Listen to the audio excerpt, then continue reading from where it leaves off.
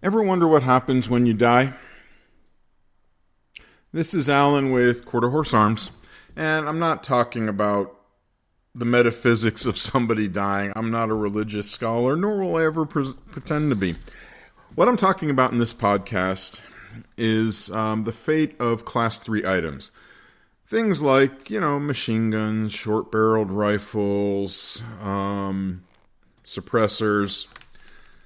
A lot of people believe, in fact, I was told this, that when you die, the ATF shows up at the door of the family and collects all the items. Absolutely untrue. Nope. Number one, that means they have to actually have the staff to look through, newspapers or death listings. The other thing is they're not their property. So if you were to die, theoretically, your NFA items or Class 3 items would go to your heirs. So the government does not take them. They will if you don't follow some reasonable steps. Okay, so best way to do this is to make sure that you actually have a will that clearly defines what you're going to do with your property, including your Class 3 items. Now, before I get too far into this, keep in mind I'm not an attorney. The laws do, in fact, vary by state. So if it's an issue or something you're concerned about, by all means, please check with an attorney in your state. Okay. Now, if you do not have a will, basically what happens is there's a process called intestate. And that means the government figures out where everything goes. And in fact, the government could decide that all of the remaining assets go to the government. Some states restrict their percentage cut. But normally, assuming, there's a will and there are heirs, the will process will probably go through probate, which means they're just making sure that all the legal processes were followed, all of the heirs were, essentially given their fair share or whatever they were entitled to based on the will. Okay. Now, if you got all of your NFA items as an individual, it's a pain in the butt, but what has to happen is for each item, you need to fill out what the ATF calls a Form 5,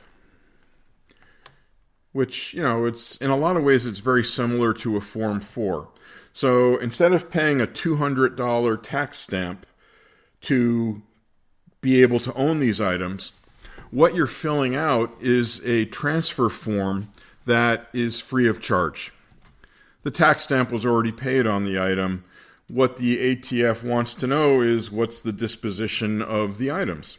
So if you have a suppressor that is going to some member of your family or your surviving family, they need to fill out a Form 5, which looks very much like a Form 4. You need to put photographs, fingerprint cards. You need to check the box, and some of the boxes, will say some unique and exciting things, like firearm is unserviceable, or firearm is being transferred to a lawful heir. Okay, and that would be the box you check. And if it's just an individual doing it, you fill out all, your vital information, name, address, phone number, blah, blah, blah. And you file it with the ATF, and I believe you can do a Form 5 on an e-form. So what you will do is include the complete item description, like who made it or where did it come from, the caliber, what is it, and serial number. Because these things are actually tracked. So if you were to go to a gun dealer, for example, like me, The ATF during an inspection will come in with a list of everything that I'm supposed to have in my inventory. And there's a disposition, meaning they know exactly where it went. So they just want to make sure I've got everything I'm supposed to have, and didn't do random things like sell silencers or suppressors to people off the street. Now, the pain in the butt part of this process is you need to do one for every item. So if the person that left you these items in their will owned a dozen silencers, you're going to fill out a dozen pieces of paper or a dozen Form 5s. Okay, now the next part is, the whole process takes somewhere around 1 to 2 months normally, because this is just an administrative transfer. They do have to background check you. Now, can it take longer? I'm sure it can. In fact, it might. These days, the ATF is kind of overwhelmed with the number of people buying Class 3 items. Plus, with the change in the braces on the short-barreled rifles, there's going to be a lot of people just filing paperwork to convert their AR pistol into an SBR, which is now the new law. Okay, so once you fill out the paperwork, don't take the stuff. Leave them where they belong, or leave them with the executor of the will, but they need to be secure. Once the Form 5s come back approved, then you can take possession of the items. Now, what happens if you're in a trust?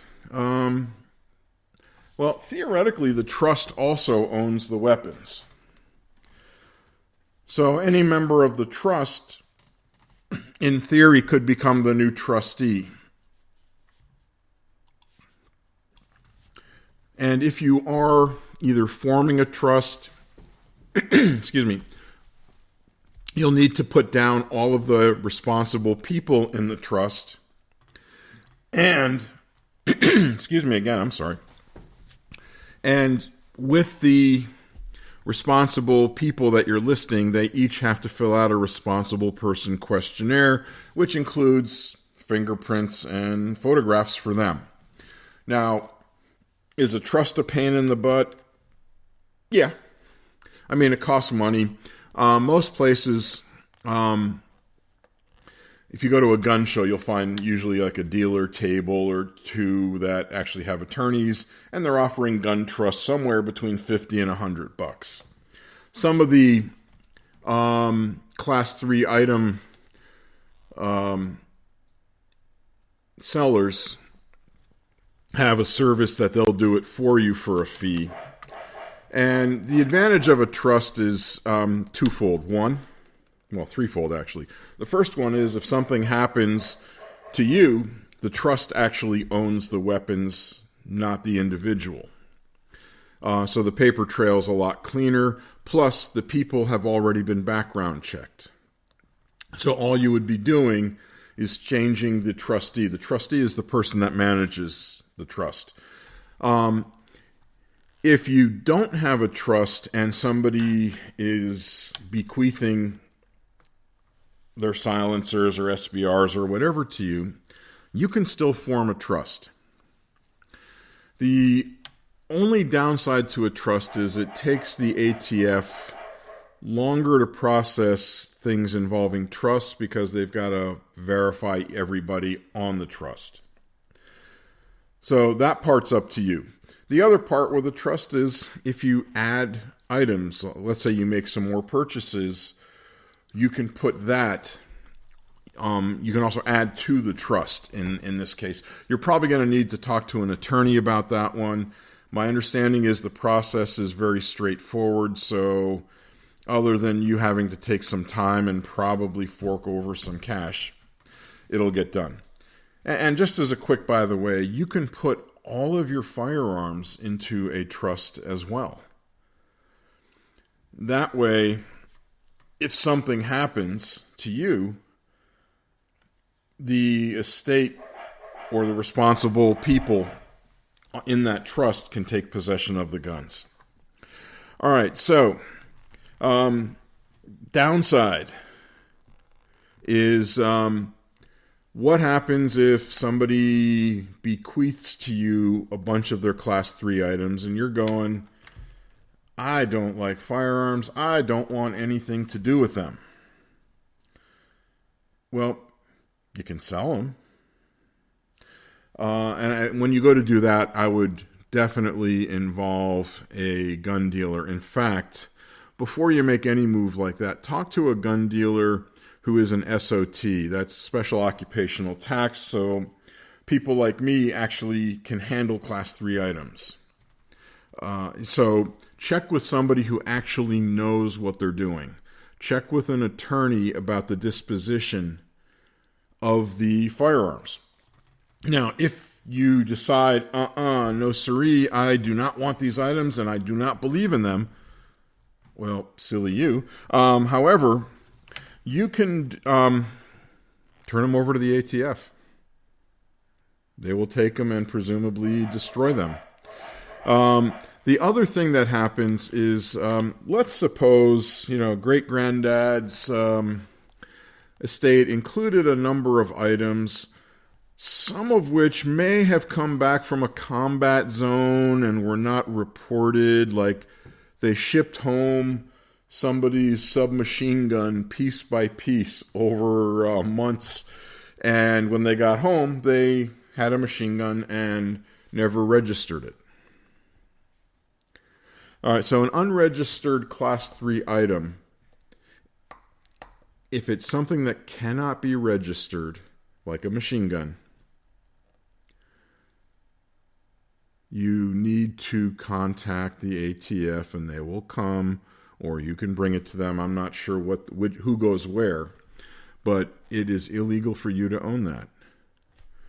So just double check and make sure that there's a clean paper trail. So if it is a legal Class 3 item, so silencer, SBR, or let's say it in fact is a registered machine gun, meaning it's on the NFA list, which makes it legal to possess, there should be a Form 4 accompanying each of those items, or in some cases maybe a Form 1, if it was homemade. Like, there's nothing stopping you potentially from making a silencer. You just need to register it.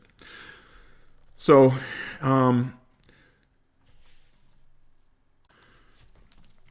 right, so just to quickly sum up, if you own valuable items, and I would consider any Class 3 item valuable, I mean, you had to pay money for it, you had to pay a tax stamp, whatever, do two things.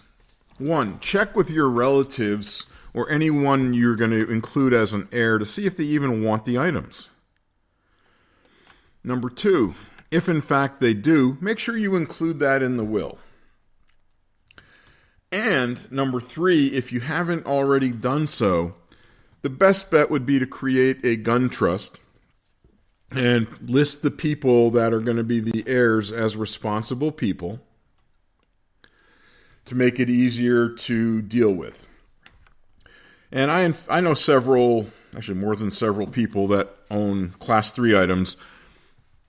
Originally, they were the only one on the gun trust. They added their significant other. So if something happened to them, that person had a cleaner way of dealing with those items. And keep in mind, for the Form 5, there is absolutely no fee. Okay, there's no charge. And if you do it electronically, you don't even have to pay for a postage stamp. Okay. So if you have any questions about this, by all means, give a Class 3 dealer or, an FFL has got some knowledge. And typically, you might be looking at a manufacturing FFL like an FFL 7 and an SOT, which would be somebody like me at Quarter Horse Arms. And there are lots of people around that can do that. You can even contact the ATF, although there may be many reasons why you don't want to do that. But you can find information online. You can talk to an attorney. Just find one that is knowledgeable about gun trusts.